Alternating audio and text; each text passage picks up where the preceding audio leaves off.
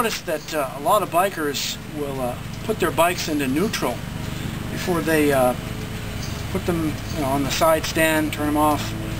And I'm not sure if I agree with that necessarily, because I find myself parking in a lot of hilly places, and I notice that if I put it in neutral first and then I put the kickstand down, the bike tends to roll back with that kickstand still on it, and it just makes me kind of nervous. So I like to keep it in gear, and I just make it kind of a religion for me to always have that clutch pulled in every time I go to start up the bike. Of course, if I forget, and it happened once or twice, the bike jerks a little bit forward as you're starting it, and then you think, oh geez, what an idiot I am, I forgot to pull in the clutch. But generally I always park it with the bike in first gear. I think that's, I feel like it's better for me. Also, I never use the kill switch. I always leave it in the on position. I find it it's just one less step. I know that a lot of people will tell you, you have to have that thing, turned off or whatever. But for me, I always leave it in the on position or run, and whenever I go to start up the bike, just make sure I always pull in the clutch, turn it on, wait till the EFI comes on, and then hit the start button. Never seem to have a problem.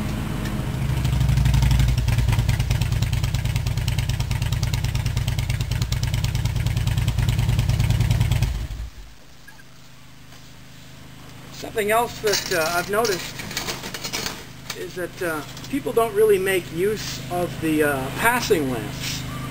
And I think, in my opinion, have them on all the time. I've had this bike now for 2 years, and about 16,000 miles, and I always have them on. I've never turned them off, and have had no problems with battery draining or anything. So in my opinion, if you would like to be seen in traffic more, lights are just one more way to do it.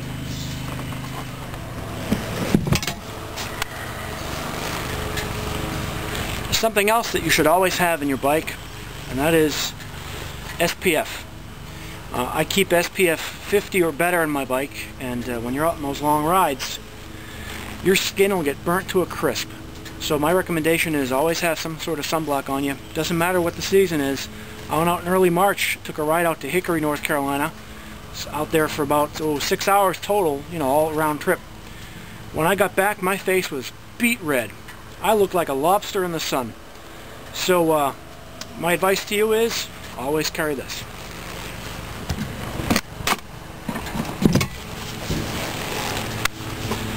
Something else that you should have in your saddlebags at all times, and that's a rain suit. One day I took a ride out to the Outer Banks in North Carolina here, and it was a beautiful sunny day, and there wasn't a call for rain in the forecast at all. But of course, when you get out by the coast, you never know what's going to happen. So as I'm riding along, I stopped to get some gas, and I noticed that there are some pretty nasty looking clouds coming in. Well, I didn't have any rain gear on me, and I actually never even bought any because I just don't like to ride in the rain. Well, of course it rained, and I stayed at the gas station and waited it out. It was just one of those thunder boomers that rolls through. And when it was done, I got on my bike, and I realized pretty quickly that even though it's not raining, the road's wet, so I got soaked. Ran across a Harley dealership, Kitty Hawk Harley Davidson. Went in there, and of course, had to buy me one of these, and so now I have a $100 rain suit, a little bit more than $100. But once I put that sucker on, I'll tell you, I wasn't wet anymore, and kept the rain out from all the crevices they're always talking about. So my recommendation is get a rain suit, not necessarily a Harley one, but something that's going to be good quality. One of the things I do like about this is that it packs up very nicely, and the legs have special protective flaps on them so that you don't burn them on the pipes.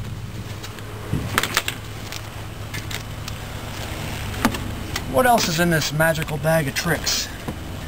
Ah, yes. No, sicko, they're not garter belts. What you have here is clips. See? What they do is clip onto the bottom of your pant leg, and you clip them underneath your boot,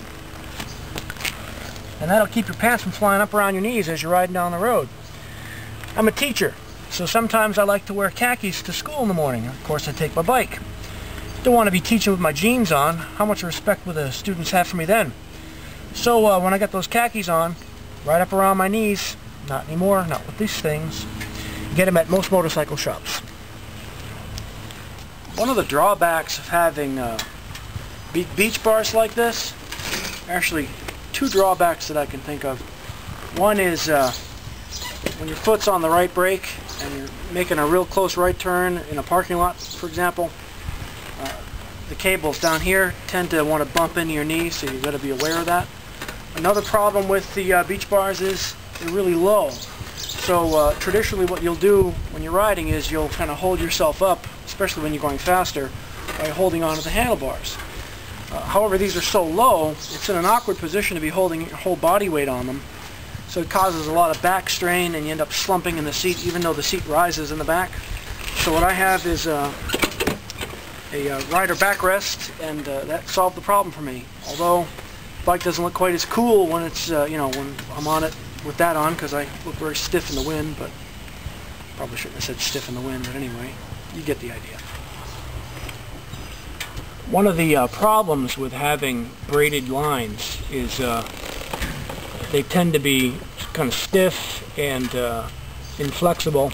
And in my case, they were rubbing up against the windshield where this bolt is, and it caused a little bit of a scrape or a hole in it, and I've, you know, very expertly covered it up with tape. But I went to the dealership and I had them reduce the length of the cable, because I haven't learned how to do that yet. And no problem now, but you just want to be aware of cables rubbing in places, hence the term T-clocks, which is shoot, I can't even remember right now, but there it is. Here's something that I didn't learn until a little bit later on. When you have the helmet such as I do, one of these half helmet jobs, you want to make sure you have some sort of a snap device here, because the one I had previously didn't have one. This thing ended up slapping me in the face a whole bunch of times. Very uncomfortable. Another thing, when you're taking off your helmet, it's not necessary to undo the entire strap, just pull it and remove such as that. Because why have to undo it and redo it every time that you get on? Something else that you really ought to have when you're on a bike, and even though they're not really as comfortable as I'd like when you're off the bike, but you really ought to have when you're on it, is boots. And here's a pair of boots that I have.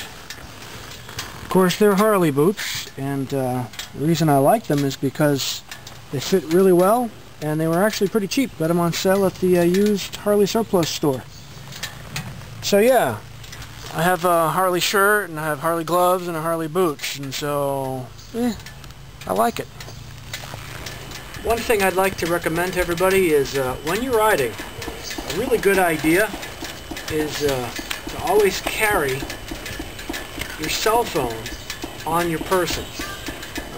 I read a story where a guy had crashed on his bike, a deer jumped out in front of him. Pretty common in North Carolina, actually. And flipped off the bike. Of course, the bike was 50 feet down the road and his cell phone was on the bike. So it's better if you have it on you for emergencies so you can call someone for help. Lastly, before I take off, I'd like to address something that a lot of people have brought up on the internet, on YouTube, specifically people like Ichimochi, and I think even 88 Hawaii may have addressed this once or twice, about what makes a biker. I've seen a lot of attitudes out there, people who think that if you don't ride a Harley, you're not a biker, or if you don't ride a sport bike or a race bike, you're not a biker. If you don't ride a super huge touring bike, you're not a biker. You're not a criminal.